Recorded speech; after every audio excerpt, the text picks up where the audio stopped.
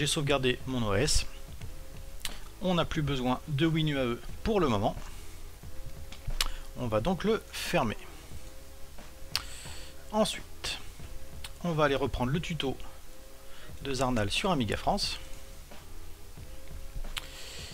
Et on va commencer ici. Donc, le disque dur, pour qu'il soit reconnu par WinUAE, il faut qu'il soit en non reconnu par Windows. Je ne sais plus comment on appelle ça. Non alloué. Voilà. Donc pour ça, on va utiliser la commande diskpart. Diskpart. Voilà. Tac. Et on va suivre son tuto pour effacer complètement le disque dur. Alors, il faut ensuite taper liste disque. Alors là, surtout ne faites pas d'erreur puisque c'est tous vos disques durs sur le PC qui sont listés. Donc si vous vous trompez au moment du formatage et que vous ne formatez pas le bon disque, bah, ce sera raté. Donc moi je sais que c'est un 150 Go et que c'est le disque 7. Donc là-dessus, pas de souci, hein. On va donc taper. On tape ensuite select disque avec le numéro qui correspond, donc le 7 puisque c'est celui qui est concerné. Le disque 7 est maintenant sélectionné. Une fois que celui-ci est sélectionné, vous utilisez la commande clean qui va permettre de tout effacer.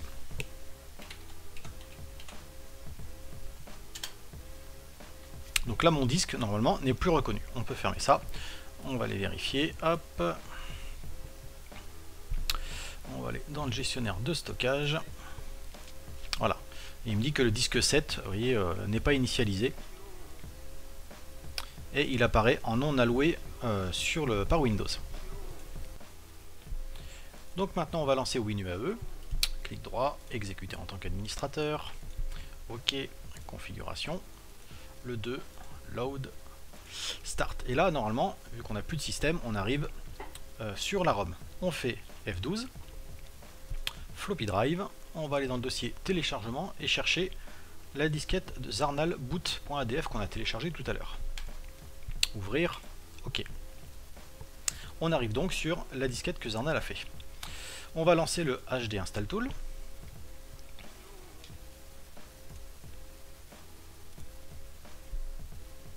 Et voilà. Et il nous demande si on a un Amiga 1200, 4000 ou 600. Donc là, on a un 1200, donc on appuie sur F1. On refait HD Install Tool.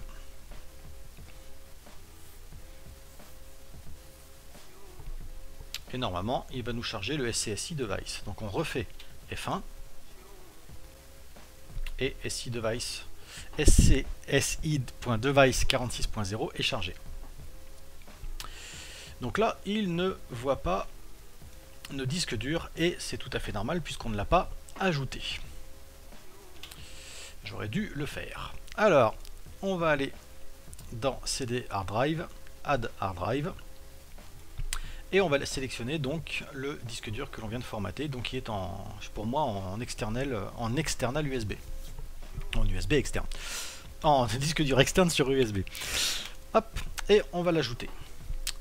Et on restart. Hop, donc on est obligé de recommencer. Voilà. HD Install Tool.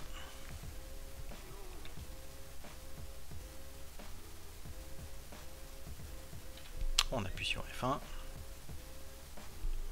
On refait HD Install Tool.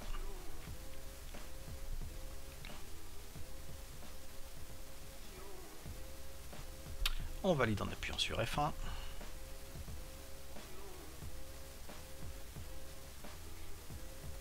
Voilà, il a chargé le SCSI Device. Et normalement, il va directement lancer HD Install Tool. Et on voit notre disque dur qui est ici. Alors, qu'est-ce qu'on peut voir? Setup Drive. Donc il s'appelle external. Bon, ça, on ne touche à rien. File System. Donc moi, il est déjà dedans, parce que j'ai encore une sauvegarde de mon système. Donc normalement, vous allez dans Add.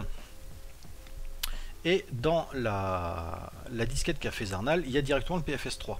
Alors, si on regarde par rapport au tuto, on est là. Donc là, vous suivez cette partie-là. Voilà, vous choisissez donc le PFS3.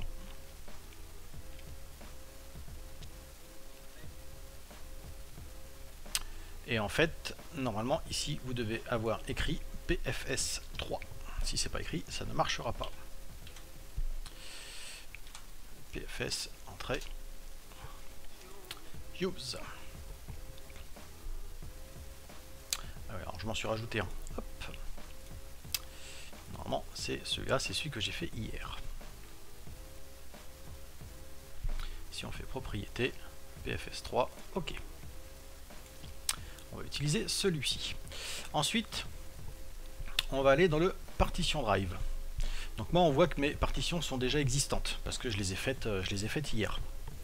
On va partir du principe que vous n'en avez aucune. Donc je supprime mes partitions d'hier. Hop, voilà. Donc là, j'ai 0 partition. On va faire add partition. Moi, je vais l'appeler DH0. Ce sera ici. Hop, donc DH0. Au niveau de la taille, il faut qu'elle fasse moins de 4 Go. La première. Parce que sinon, elle ne sera pas reconnue quand on lancera le système la première fois. Voilà. 3 Go 7. Ici, on va passer en custom. Et là, on va taper PFS. Alors, anti-slash. Parce que je fasse pas de bêtises. Hier, je me suis cassé la tête pour rien avec ça. Je mettais slash au lieu d'anti-slash. PFS 3. On valide avec entrée. Ensuite, dans le max transfert, c'est toujours 0, 1, FE 0, 0. Entrée. Alors, en buffer, apparemment, on peut mettre 200. Bon, on va mettre 200. Hein. Entrée encore une fois. On vérifie qu'il soit bien en auto-mount et bootable, mais ça, normalement, il l'est par défaut. Voilà. Donc là, j'ai donc ma partition DH0. Je vais ajouter une deuxième partition. On va faire la même chose, sauf qu'elle va s'appeler DH1. Elle sera, elle aussi, en PFS 3. Et par contre, celle-ci, elle sera... Et bien celle-là, je vais la faire en moins de 4 Go aussi, parce qu'elle me servira dès le début. Allez. Hop. Allez. Oh, ils auraient pu mettre des flèches, bon sang. Ça marche pas avec les flèches. Là, 3,6. Encore une fois, max transfert 0,1 FE 0,0 entrée. Buffer encore une fois à 200 entrée. Use. Et donc on va rajouter la dernière partition qui va donc s'appeler DH2. Voilà, encore une fois en custom PFS 3. Et celle-là, on va mettre une partition de 10 Go, ça suffira largement. Encore une fois, le max transfert, on ne le dira jamais assez, 0,1 FE 0,0. Buffer 200. Entrée. Je vérifie que j'ai bien tout mis en entrée, use. Voilà, donc j'ai 3 partitions qui vont me servir principalement pour l'installation du système. Bon, d'ailleurs, j'ai fait une erreur, j'ai fait une partition de 786 MO.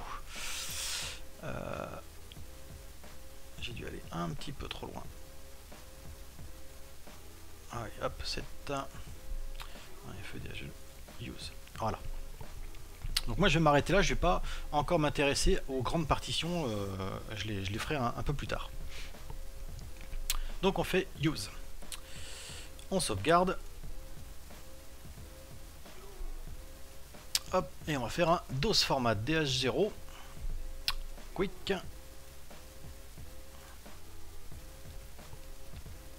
Celle-là c'est bon. Alors je sais, avant j'avais des problèmes pour faire celle-ci. Ah non, impeccable. Et DH2. Quick. Hop. Ok.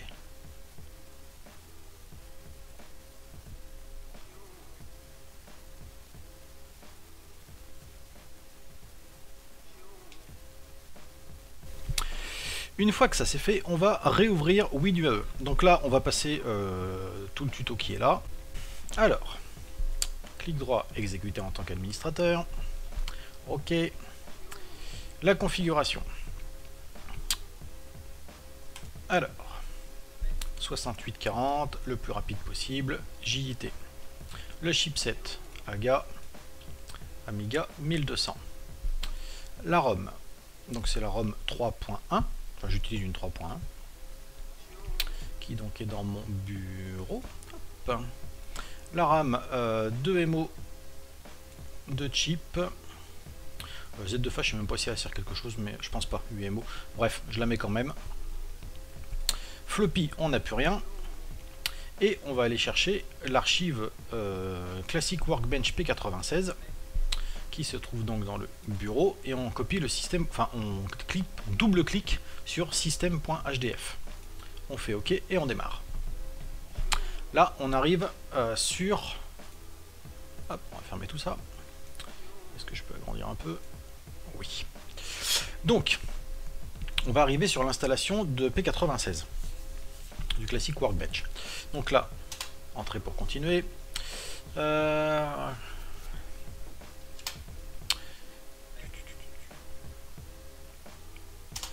Donc là, en fait, il nous dit qu'il faut utiliser la disquette du Workbench 3.1. Donc, F12, floppy. Alors, de toute façon, je dois déjà l'avoir. Donc, il faut les ADF des Workbench. Donc, Workbench 3.1 ADF. OK. J'attends un petit peu. Et entrée. Voilà, donc là, il a bien reconnu ma disquette d'installation du Workbench 3.1.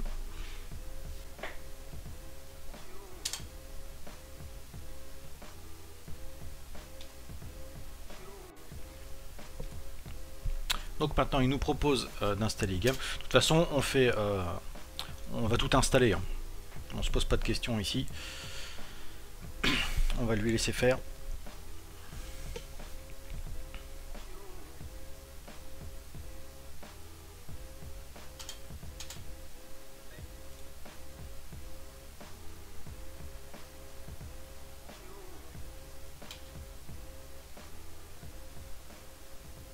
Donc là, il demande de retirer la disquette. OK. Et rebooter. Hop. Restart.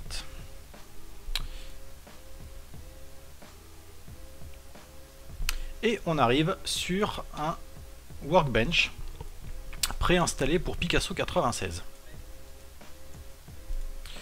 Donc la première chose, on fait Run, Screen. On va aller chercher, je crois que c'est... On va déjà essayer en 8 résolution. Je crois qu'on peut faire mieux. 8 résolution. Hop. Là. Donc là, on a un Workbench préinstallé. Par contre, il n'y a rien de prêt pour ce qui concerne le Mediator, ni les périphériques qui sont dessus. Donc si vous utilisez une 0.40 ou une 0.60, il faudra bien évidemment mettre les librairies.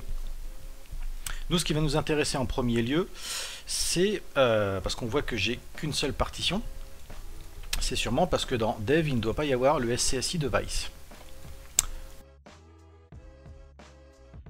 Bon, on va reprendre un petit peu les choses.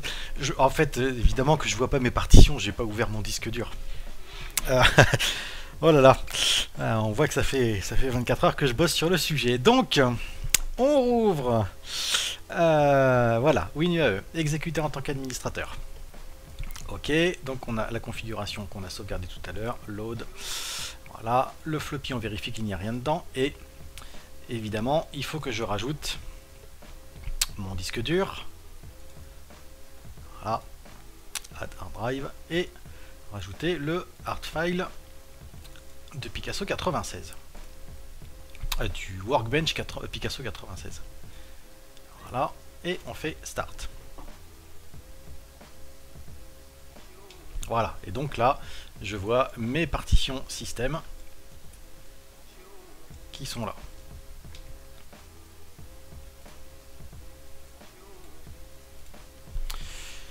Donc, allez, on met tout ça dans l'ordre. On a donc un hard disk ici, système, donc ça c'est le système du PC, c'est l'émulation. Donc on va faire clic droit, renommer, et moi je vais l'appeler système PC. Vous allez comprendre pourquoi après.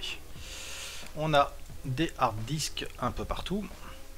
Donc on va chercher celui qui s'appelle DH0. Ah oui, pour que tout ça fonctionne, il a fallu que je prenne le SCSI device et que je le colle dans dev. Donc système PC dans dev. En fait par défaut vous l'avez pas, hein, le SCSI device, voilà, qui se trouve ici. Il faut aller le chercher sur la disquette de Zarnal dans le dev et le copier ici. Concrètement, je vais le faire, ce sera plus simple. F12, floppy drive, la disquette de Zarnal, ok. Voilà. Et donc dans dev, voilà, vous avez le SCSI device. Donc celui-ci, on va le glisser dans le dev. On va fermer ça. Du système. Donc on va dans système, on a le dev qui est là, donc on copie tout simplement. Voilà, comme ça. Bon, il y est déjà. Donc il me propose de le remplacer.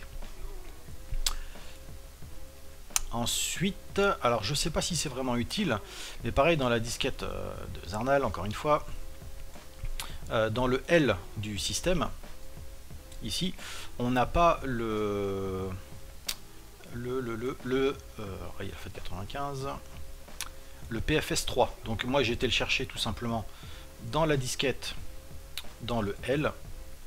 Voilà, PFS3, et je l'ai copié ici. Alors je sais pas si ça a réellement un effet, pardon, mais je l'ai fait. Voilà, donc on a le système. Maintenant on va passer de l'émulation au disque dur. Donc on va chercher le DH0. Donc pour ça on fait clic droit sur les icônes information. Donc lui c'est le DH2. On va essayer de trouver le DH0. Donc voilà, c'est celui-là. Donc le DH0, clic droit, renommer. Lui par contre va s'appeler système. Hop, clavier anglais. Ok. Donc c'est pour ça que c'est important d'appeler système PC et système les deux icônes. Parce que système PC, donc c'est bien l'émulation, système c'est le hardware, donc il faut mieux pas se tromper. Ensuite, moi je copie directement système PC dans système. On va laisser copier.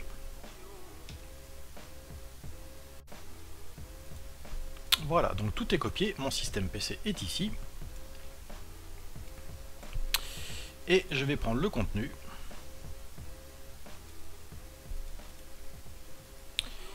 Hop, on fait un view all file pour être sûr de voir tout.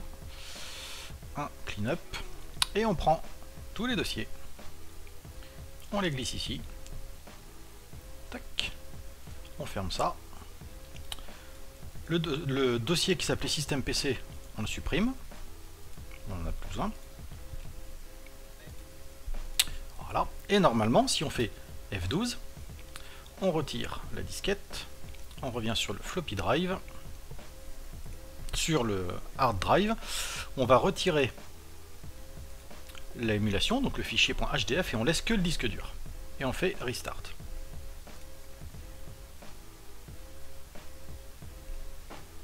Et là, normalement, on va booter sur le workbench en hardware. Donc sur le disque dur. Voilà, là on est sur le disque dur, on n'est plus du tout dans l'émulation. Donc mon système, ben voilà, c'est le système qui marchera sur votre Amiga. Par contre, là, rien ne fonctionne, ni pour le fast data, ni pour les périphériques, ni pour le médiator, ni rien. Il va falloir rajouter tout ça. Pour ça, on va faire un petit F12, on va dans Add Directory or Archive, Select Directory, et j'ai fait un dossier sur le bureau qui contient, je l'ai appelé Extrapack je crois, où est-ce qu'il est? Il est là. Alors hop, Extrapack, sélectionner un dossier, ok, restart. Donc ce dossier qui se trouve sur mon bureau contient les pilotes pour le fast data, le médiator config, le CD, enfin la compilation d'installation du médiator, Picasso 96 qui nous servira pour la carte graphique, et donc Poséidon pour la carte USB. On ferme tout ça et on fait start. Donc là en fait on va installer le Fast Data, puisque sinon quand on va brancher le disque dur dans l'Amiga ça ne fonctionnera pas. Et ensuite on passera directement sur l'Amiga. Voilà. Donc, par contre la qualité du tuto va chuter à ce moment là, parce que je serai obligé de filmer mon écran avec ma caméra. Donc ce sera un peu moins joli. Mais bon, le tuto continuera quand même. Il n'y a pas de souci, ce sera toujours compréhensible. Donc le extra pack il est ici. Donc on a vu, alors, hop, le DH1, normalement, ça doit être celui-là, DH1, hop, on va le renommer en Work. Vous allez comprendre pourquoi après, c'est important. Voilà. Work. Et dans le work, je vais coller mon extra pack. Voilà. Quand il vous dit ça, c'est simple. Vous ouvrez directement le dossier et vous le copiez comme ça. Et là, ça marche. Ne me demandez pas pourquoi. Hop, impeccable. Donc ça nous servira tout à l'heure quand on sera sur l'Amiga. On ouvre l'extra pack et on va installer le Fast Data. Donc on extrait les fichiers. On va les extraire en RAM.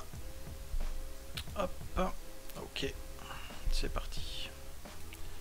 On va donc maintenant dans la RAM, Fast Data, installe. Là, on fait proceed jusqu'au bout. Hein, on n'a rien de particulier à faire. Là, il nous dit qu'il ne trouve pas le Fast Data, c'est normal puisqu'on est encore sur le PC. Ok, ok, ok, ok, ok, ok, hop. Et voilà. Donc à partir de maintenant, on est prêt à passer sur l'Amiga. Donc je coupe la vidéo, je prépare ma caméra et on se retrouve sur le petit 1002.